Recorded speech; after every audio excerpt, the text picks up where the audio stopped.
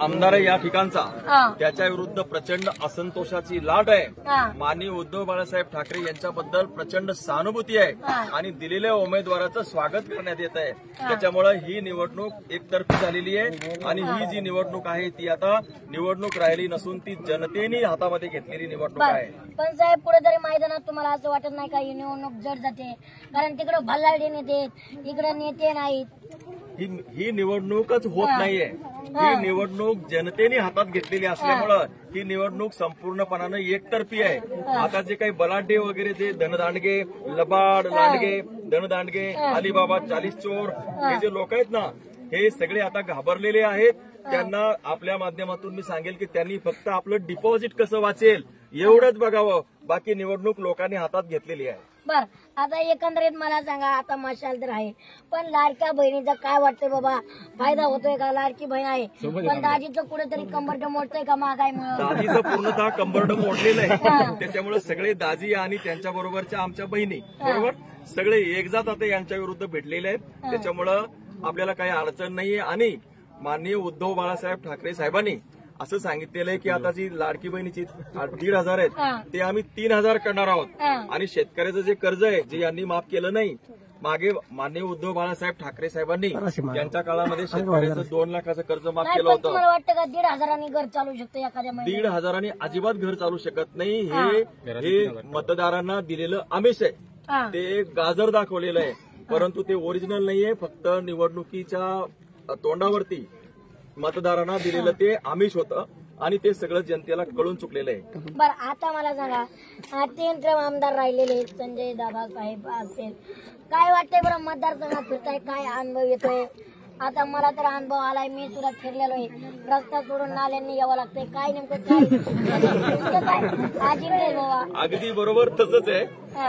रस्त्याला जाताना सगळे रस्ता नाही आणि खड्डेच जास्त आहेत, अनुकुचिदार दगड आहेत, मोटरसायकली ज्या काही 4 4 व्हीलर जातात त्या गावाला जाताना पंक्चर होतात, तेच बसतायत।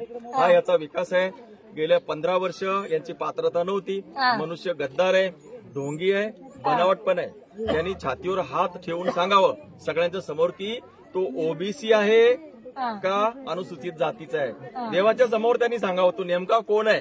हा म्हणून म्हणतो की हा मनुष्य बदमाश आहे, हा मनुष्य बनावट आहे, हा लबाड आहे, हा लबाड लांडगा ढोंग करते बरोबर। पण साहेब एकीकडे असे आरोप केले जातात की तुम्ही बाहेरचं पार्सल बाहेर पाठवून जाणार, नेमकं हे आरोप का केले जातात? बाहेरचं कुठलं पार्सल मला तेच कळत नाही। माननीय जे भारताचे पंतप्रधान आहेत ते कुठले आहेत? गुजरातले। ते निवडणूक कुठून जिंकतात? वाराणसी मधून जिंकतात, बरोबर आहे। राहुल गांधी कुठून जिंकले? वयनाड मधून जिंकले। या देशामध्ये बाबासाहेब आंबेडकरांनी जे संविधान दिलेलं आहे, कोणी कुठून लढतो राहिला प्रश्न माझा। तर मी ताडशिवनी या गावचा राहणारा आहे, जे आज सिंदखेडच्या तालुक्यामध्ये आहे।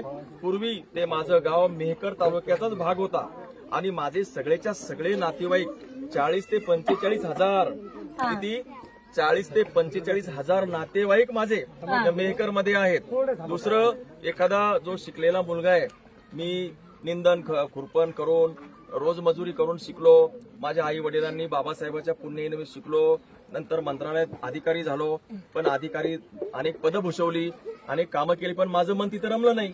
मी वारंवार गावाकडे येत राहिलो, दुऱ्या बंधुऱ्यावर जात राहिलो, शेतकऱ्याचे प्रश्न सोडवत राहिलो, शेतकऱ्यांना दुधाळ गायी दिल्या, दुधाचं पूरक उत्पन्नाची साधनं अवेलेबल करून दिले शेतकऱ्यांसाठी।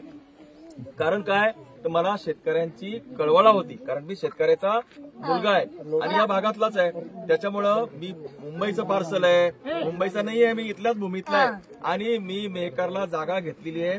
माझा जिना यहा मरणा यहा, माझी आता नोकरी सुटलेली आहे, मी मेहकरलाच राहणार आहे। बरं, मला एक सांगा, आता तुम्ही शेतकऱ्यांच्या फिरतात, काही संभ्रम पाहायला मिळतो का? सोयाबीनला भाव असेल काही शेतकरी वर्ग समाधानी आहे का? शेतकरी वर्ग अजिबात समाधानी नाहीये।